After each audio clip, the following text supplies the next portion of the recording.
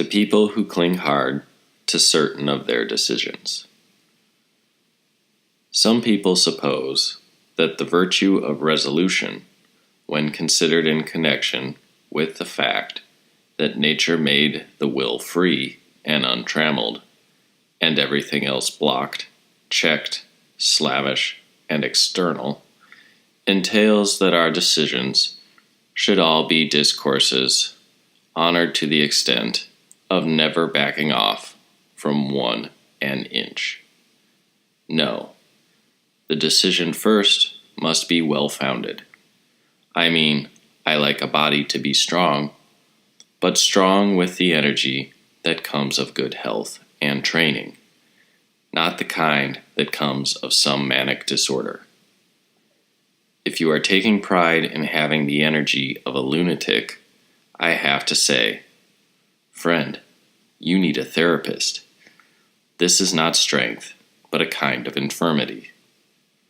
In a different sense, this ailment affects the minds of people who misconstrue our philosophy. A friend of mine, for instance, arbitrarily decided that he was going to starve himself to death.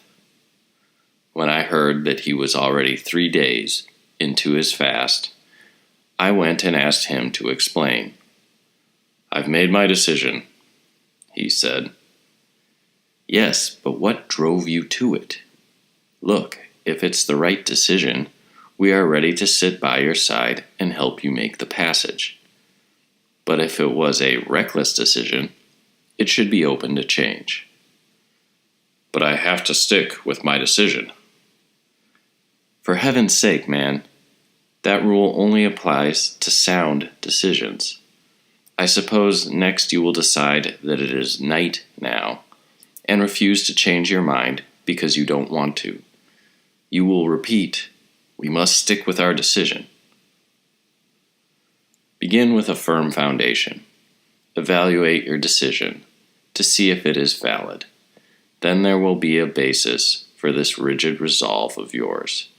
If your foundation is rotten or crumbling, not a thing should be built on it, and the bigger and grander you make it, the sooner it will collapse.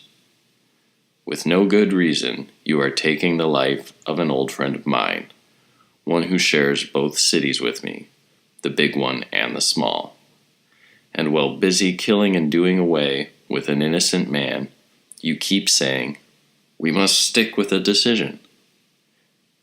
If the idea of killing me should ever occur to you, would the same principle apply? I wonder.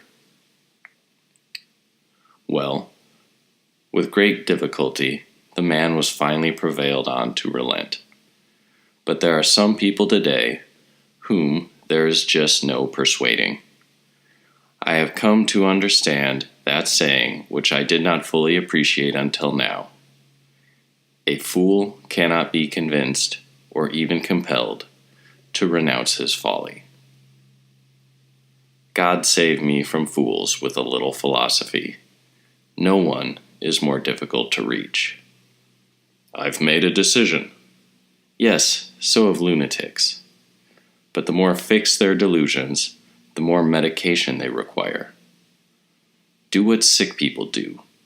Call on the doctor and say to him, "Doctor, I'm sick and need your help. I promise to follow whatever you prescribe." Similarly, I expect to hear from you, "I am lost and don't know what I should do. I've come to you to find out." Instead, I get, "Talk to me about anything else. In this matter, my mind's made up."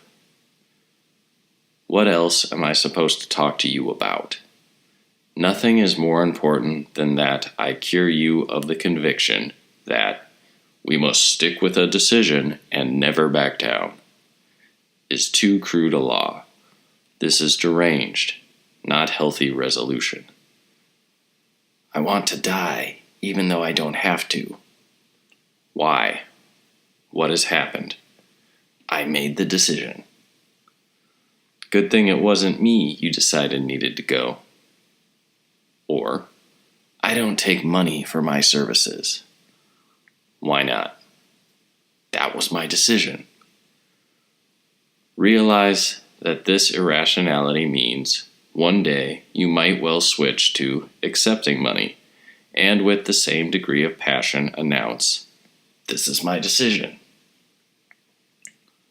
You are like someone afflicted with certain illnesses, which manifest in different parts of the body at different times. It's the same with the unhealthy mind. What view it will incline to, no one can ever guess. And when this arbitrariness is reinforced by strength of purpose, the illness becomes past help or healing.